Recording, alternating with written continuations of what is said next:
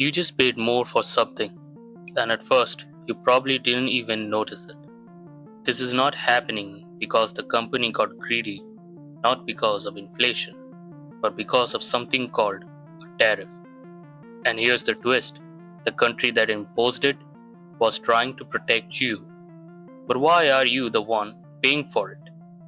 In 2025, new tariffs imposed by the United States government on as many as 90 countries sparked major controversy, triggering retaliatory tariffs, breaking old trade agreements, and instilling global tension. So, naturally, the question arises: what exactly is a tariff, and what is it doing to our daily life? Something that politicians often call protection, but economists call distortion. Do they actually work? And why do governments keep using them again and again? And more importantly, who actually pays them? At its core, a tariff is a simple tax on imported goods. When a product crosses a country's border, the government charges a fee, either a percentage of its value or a fixed amount per unit. If a foreign product costs $100 and the government adds a 20% tariff, the new cost becomes $120. But here's the catch: the foreign company doesn't pay it, the government doesn't absorb it. You do, quietly, indirectly, every time you buy. So if tariffs raise prices and distort markets, then why do governments keep using them again and again? The most common justification for tariffs has always been touted as protection: protection of domestic businesses, protection of your jobs, protection of your local economy. The argument goes like this: if foreign companies produce cheaper because they are bigger, more efficient, or subsidized, local industries won't survive. Tariffs makes foreign goods more expensive, leveling the playing field. This is called the infant industry argument.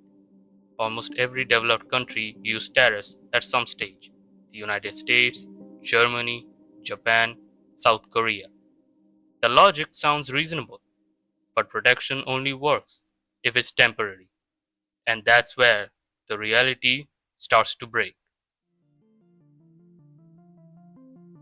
Now, here's the real problem: governments don't exist in economic models, they exist in elections, they exist in real life. When imports rise, domestic factories sell less, and if factories shut down because of it, people lose jobs, and unemployed people don't vote very kindly. Tariffs act like a shock absorbers, not to improve efficiency, but to prevent social unrest. And here's the uncomfortable truth: a 20% increase in your phone price won't be making any headlines, but a factory shutdown will. And that difference matters very much in politics.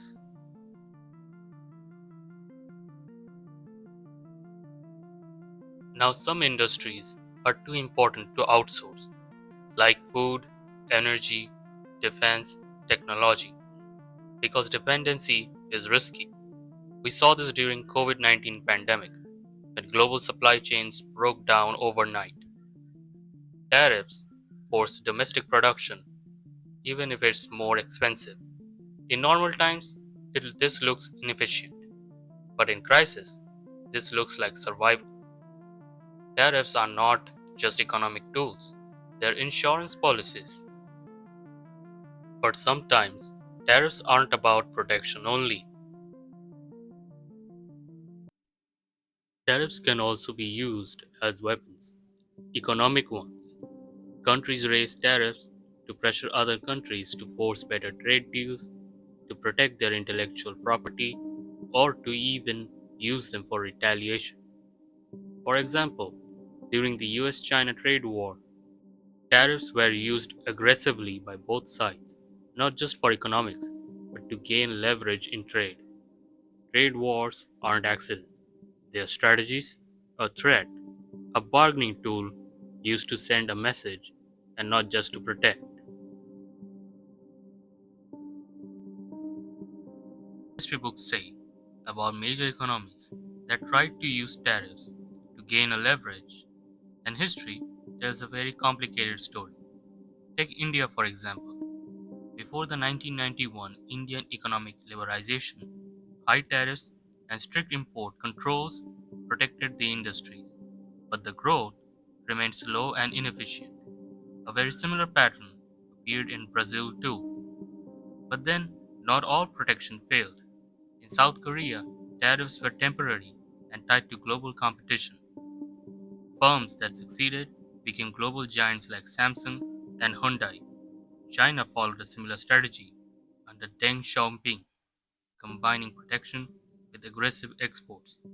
By the time China joined the World Trade Organization in 2001, it had already become a manufacturing powerhouse. The pattern is clear. Tariffs alone rarely create prosperity, but temporary protection with global competition sometimes does. But why does it happen? Because tariffs don't guarantee success, they reveal the reality.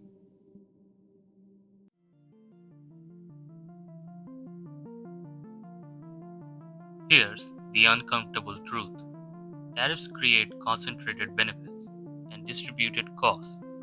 A small group, manufacturers, unions, industry lobbies, are the ones that benefit massively from unchecked tariffs. The cost is spread across millions of consumers. Each of us pays a little more, an amount that does not turn our head immediately, so the resistance stays weak. That is why inefficient tariffs survive for decades, not because they're good economics, but because they're good politics.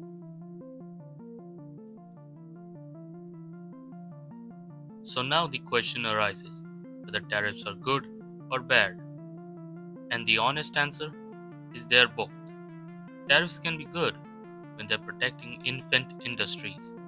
It can be good when it is preventing sudden job shocks, and it is good when it is ensuring strategic self reliance. Then again, tariffs can be bad when they are used permanently, when they are used to protect the inefficient monopolies, when it is raising prices without any innovation, and most importantly, when it is triggering trade wars. Tariffs don't create competitiveness, they buy time, and time is only valuable if it is used wisely. At the end, it is important to know the bigger picture. Tariffs aren't about right or wrong, they are about trade offs between efficiency and stability, between cheap prices and secure jobs, between global integration and national control. Every tariff answers one question: who should bear the cost? The producer, the consumer, or the country? So the next time prices rise, don't just ask how much, ask why.